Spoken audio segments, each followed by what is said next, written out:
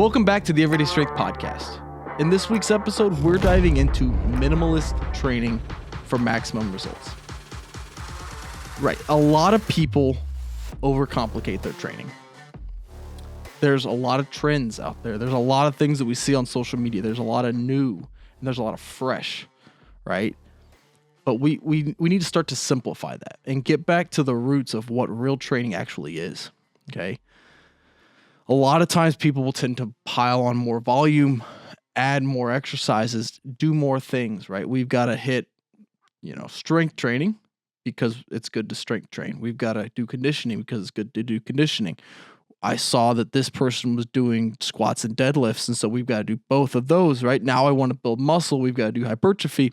Now I want to get more flexible, and so I want to start adding more mobility work. And at the end of the day, right, we're now piling on and adding on more things, and one, we're overcomplicating it. And that's part of the issue why a lot of people just don't enjoy working out because they don't know what to do, okay? But second, we're also just adding more things to add more things without any true structure, without any true reason behind it. And we're not really getting the most effective, programming that we can. So we don't need to add more days. We don't need to add more exercise. We don't need to add more things to our program, right? We need to simplify it and break it down.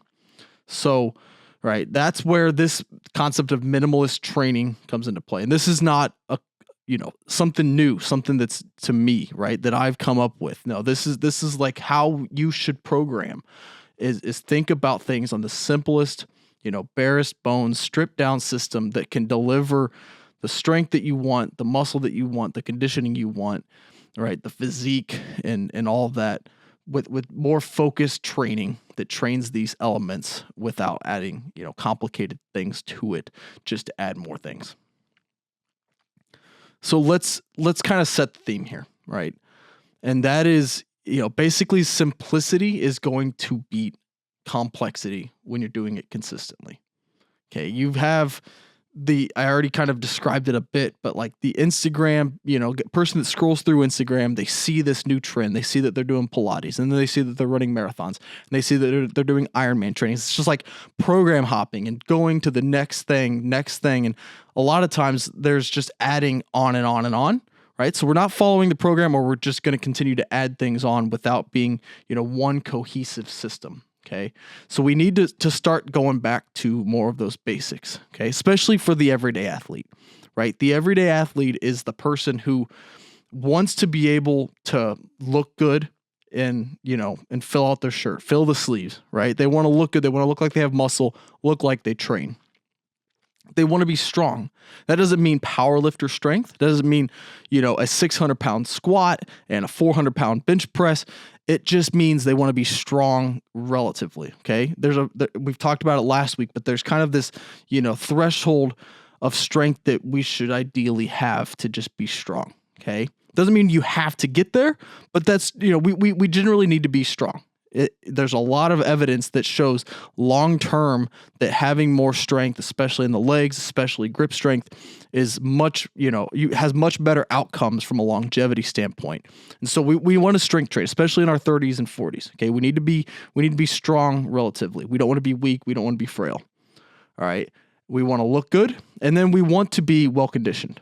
Okay, we want to be able to run when the time comes. We want to be able to chase after our kids. We want to do the things that, that we can get out of breath and not be out of breath because we can't finish it, but because we were able to push ourselves to get to that point that, we have this kind of built-in conditioning already in place. We're walking up the stairs. We're running, after a shopping cart in the parking lot before it hits our car, whatever it might be, right? We want to be able to do these things whenever the time comes. And so having strength, having the physique, having the conditioning, and the system and the machinery behind that already in place is what we need, right? And we need to be able to maintain that and sustain that for a long time. So some of the benefits of this more minimalist training, this is how I approach all my programs. This is how I approach my clients and my athletes that I work with. But some of the benefits are, one, it's just more time efficient. Okay. I'm a dad. A lot of you I know out there are parents. You're probably busy professionals. There's a lot of things going on in the world that just pull at our time. And so I love to train, right? I'm sure you love to train. I could spend all day in the gym training. I love it, right? But I literally cannot, right? I have a family, I have kids, I have to cook dinner, I have to drive to work, I have to work, I've got, there's just a lot of things that pull up my time. And so for me to be able to spend 90 minutes in the gym, 2 hours in the gym, 7 days a week, it's just not possible. Even if I could physically do it from a time commitment standpoint, I just, I cannot. So we want to be more time efficient.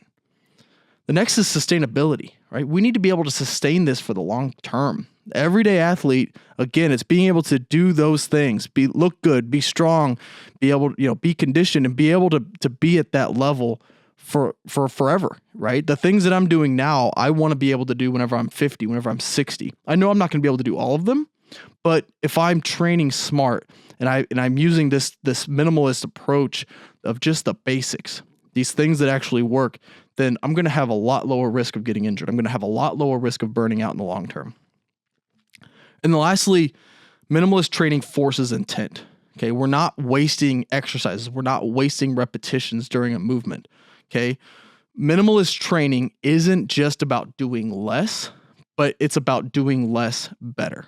Okay, we're not gonna, pull things out just because we don't want to add on, but we're gonna add things to our program that deserve to be there, and then the things that deserve to be there, we're gonna do them extremely well. We're gonna master those movements. We're gonna master those exercises. Get really, really well, really, really good at them, and be able to perform them and get the most out of that so that we're getting the most bang for our buck whenever it comes down to that.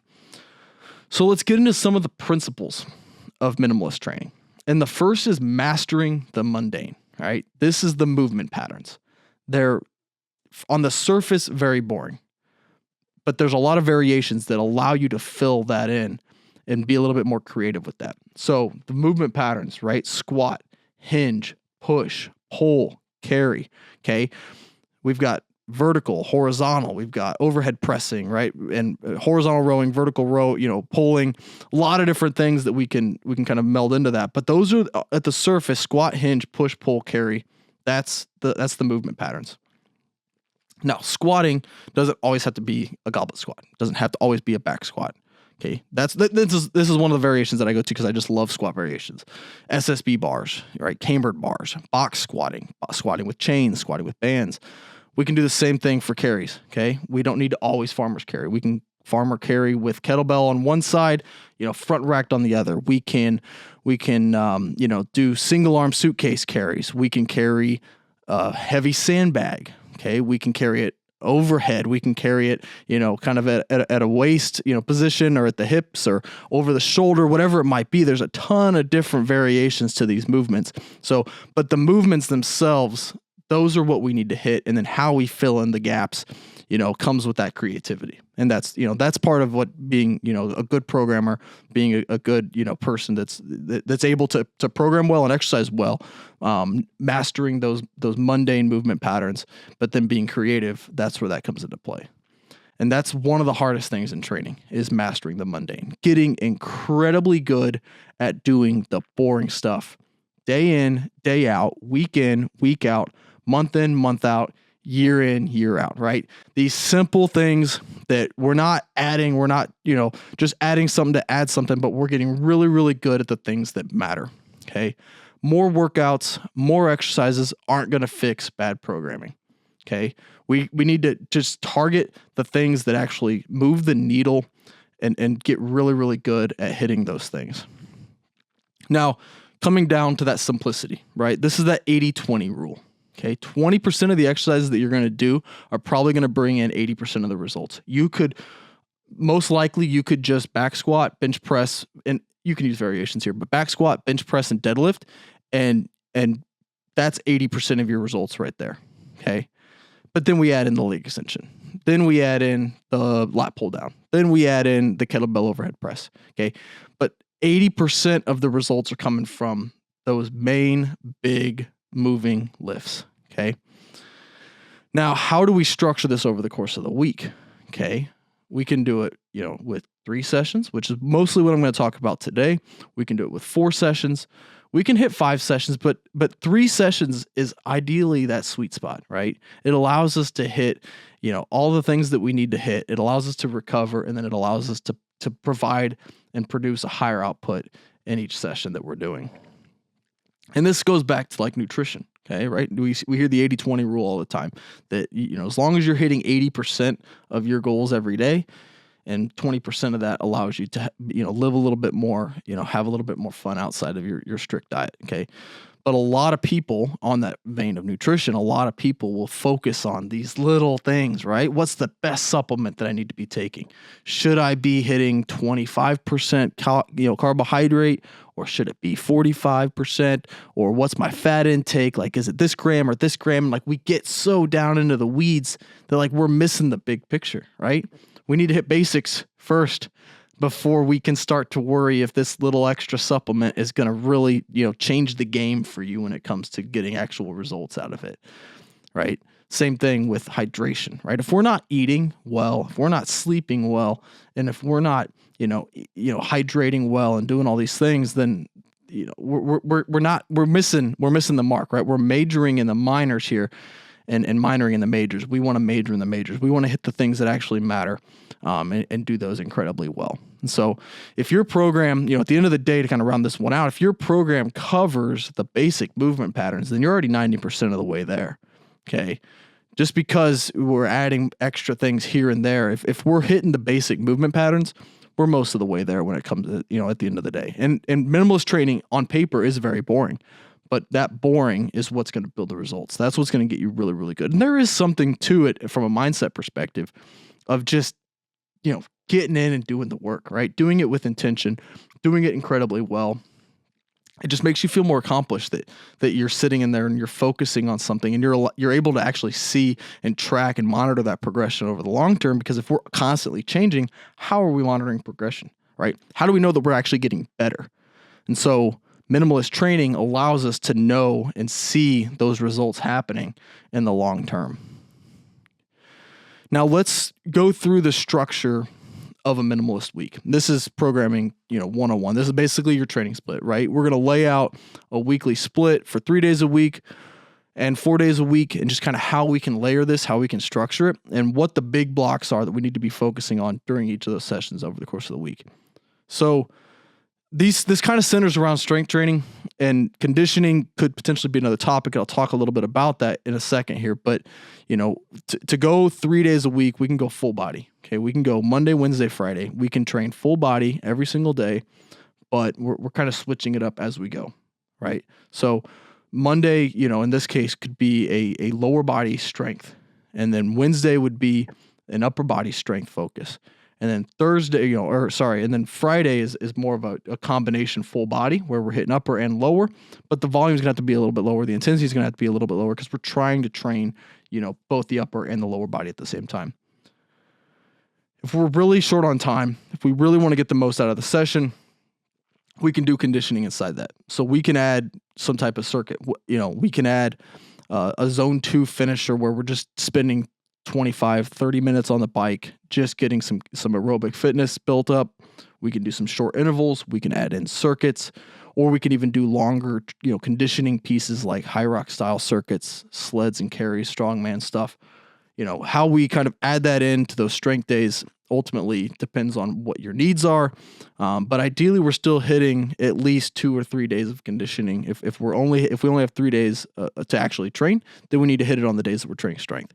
If we have a little bit more time throughout the week and we can devote maybe 45 minutes every single day, that's ideal, because now Monday, Wednesday, and Friday, those are our strength sessions. We can layer in a little bit of conditioning with some of the, more of the accessory movements, but those are our strength sessions.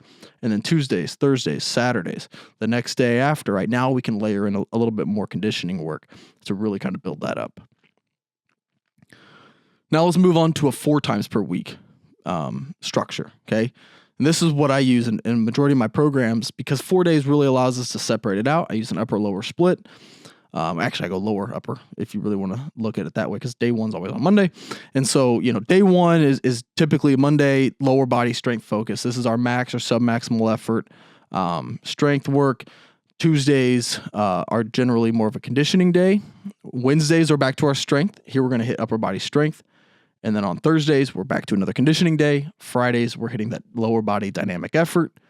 Saturday is more that conditioning day. And then Sundays are our upper body, either repetition effort or dynamic effort, kind of depending on the program, depending on the individual. And then again, we're focusing on some of that power as well, even if we're doing repetition effort. But that's essentially that structure. Okay. Now, if we only have those 4 days, we can do on Monday, we can add in strongman conditioning with sleds and carries. Okay. After the session. And that kind of feeds off of the lower body strength. We've got a lot of neural output already being consumed by the body. So let's go ahead and kind of pull that in with some of the strongman work that we're doing. On Tuesdays, I like to add in upper body conditioning. On day 2, which is Wednesday, I like to add in that upper body conditioning. So here we can do like sled pulls with the rope. We can do some TRX or ring rows or different types of circuits with the upper body that are more circuit fashion. So the heart rate is getting elevated, but we're not really getting, this like long drawn out aerobic conditioning built up that we need. That's where our Tuesdays and our Thursdays allow us to kind of stretch that a little bit longer, because now we can devote 45 minutes, 60 minutes to zone 2 work, low intensity aerobic work. And then even on Saturdays, we can start to do a little bit more of like longer, pieces that maybe 45 minutes that are a little bit more higher intensity. Something along those lines allows us to get it with this type of, 4 day per week strength structure. And now the template for the sessions themselves is generally almost the same for a strength session, right? We're going to warm up. We're going to do some form of activation, a little bit of mobility work inside there. And that's using the prime principles, ideally 5 to 10 minutes. Then we'll get into more of our explosive work. So this is kind of like a primer, a prep, movement that's going to kind of lead into the main lift that we'll do. And on lower body days, it's some form of a jump, like a box jump, hurdle hops. It might be broad jump. On more of an upper body day, we'll do throws, med ball slams, just something that excites the nervous system and kind of gets everything, primed up and ready to roll. And then after we're ready to go, we've completed the warm up, we've done the prep work, then we can get into that main lift. And here we'll rotate through, like the squats, the hinges, our deadlifts, our pushes, our pulls, whatever the day calls for. But that's that main lift. And then we go into the accessories. Now, I like 1 to 2 supersets max. And I generally like to superset from a time efficiency standpoint. And I really don't want to stretch it out beyond that. If we're looking at more than 5 to 6 exercises in a session, we've gone too far. We've added way too much. This is no longer minimalist training anymore, right? Now we're just piling on to pile on. Ideally, we're hitting something that targets each of the movement patterns about 2 to 3 times a week. That's it. So if we're doing that inside these supersets, right, we've hit our squat. Now we can do something that targets more of a single leg or isolated leg work. We've done some hamstring work. We've done some glute work. We're done. We don't need to add anything more. Same thing with upper body. We've trained chest through our main lift. Now our accessories can center around shoulder pressing, rowing, pulling, whatever it might be, pull-ups. We've exhausted the movements. If we want to add arms, biceps and triceps, we can do that. But we've already kind of hit those inside our session already with the bench press and the pull-ups. So we don't need to just continually add more and more things onto that session. 5 to 6 exercises and get in and get out, right? Do those extremely well, get out. If we wanted to add a conditioning finisher, we could do it here. We could do it kind of built in with those supersets. But this would kind of be where that falls. Again, sleds are great for this. Carries are great for this. Some core work, some erg work. We can kind of hit a 12 to 15 minute finisher and be able to get that built into that strength session as well. Now, backtrack a little bit. I know I've talked about putting conditioning inside your strength sessions, and I generally would advise to separate those, especially if we're looking to maximize muscle growth, because the conditioning, aerobic conditioning especially, will pull away from some of the gains. We're basically talking different signals inside the muscle. So ideally we're separating our strength days and our conditioning days, to allow that, if time allows though. So if we don't have the time and we've got to do it, then that's just one of the, kind of the concessions we'll have to make. But if we have time, let's go ahead and try to split that up a little bit, do them on separate days and just train different things that way. Biggest takeaways from all this, right, is going back to that simplicity. Simplicity in your programming is going to be complexity when you apply it consistently, right? Simplicity and intensity and repeatability. We're doing these things consistently, day in, day out, week in, week out, and we're able to repeat them. We're able to recover from them, okay? That's going to lead to better long-term results than just continually adding things on.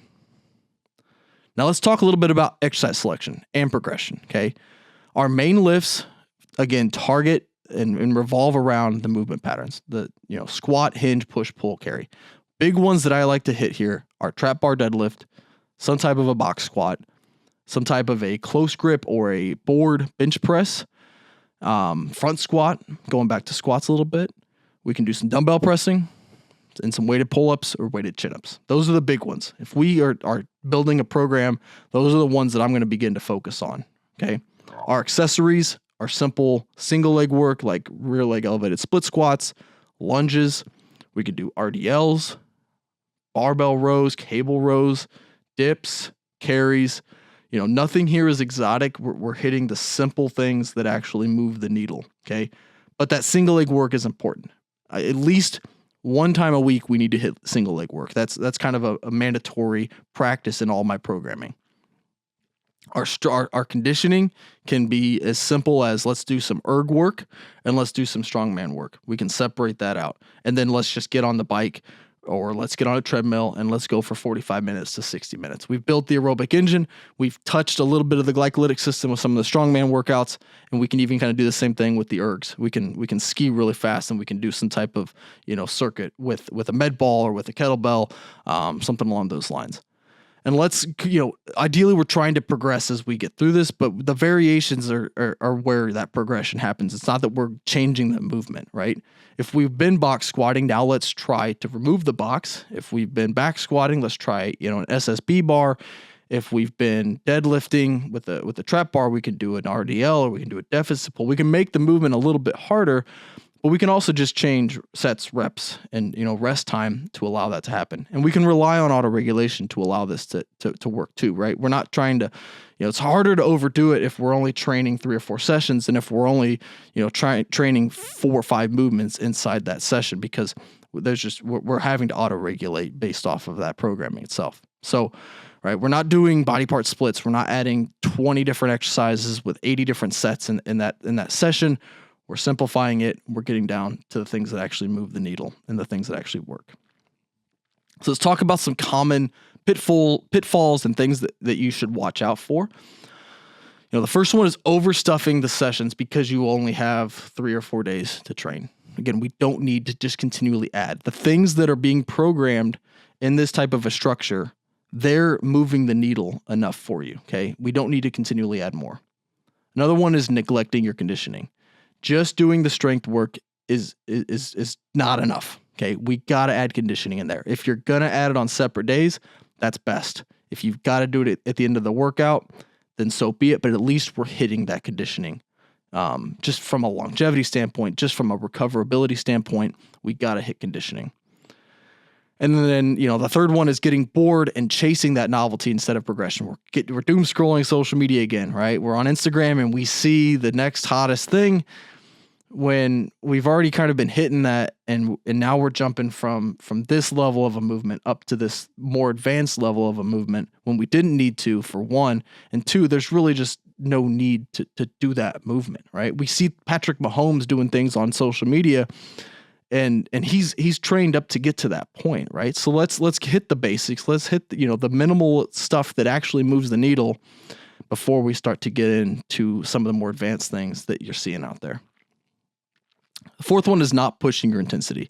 And this doesn't mean training at 100%, in terms of relative strength, but this just means, training with intention. Is the session actually hard? Are you actually getting something out of it? Not every session needs to be a grinder, but you've got to make sure that the movements that you're doing, we're only doing a couple sessions a week, right? So let's make the most of that 45 minutes or 60 minutes that we're in the gym. So that way we actually can start to see results from it. We're not just going through the motions, but we're actually training with the purpose in this. And then just to reiterate, right, the theme here is this is simple training. This is minimal training, but that doesn't mean that it's easy training, right? This is still going to get you results when you do it correctly. right? Programming around this way is what gets hundreds and thousands of athletes good results every single year. But it's simple. That doesn't make it easy. Okay. So to wrap this up, some of the key points to drive home. Minimalist training, again, is mastering the mundane, mastering the basics. Okay. We're making sure that we're covering strength, conditioning, muscle building, hypertrophy, whatever it may be. But we're programming it with intent in those minimal sessions, right? Don't fall for the trap of chasing the new, but make sure that we're focusing on the consistency and the simple wins that will give you. Okay. If today's podcast episode resonates with you, then check out the programs on HagleyStrength.com, because again, all of my programs are built on these principles of minimalist training, but I've expanded them out to give you structure week after week. Okay. I encourage you guys to comment and share this with a friend, and look out next week because we post new episodes every Thursday. So I appreciate you listening to the Everyday Strength Podcast. My name is Anthony Higley, and I will see you next week.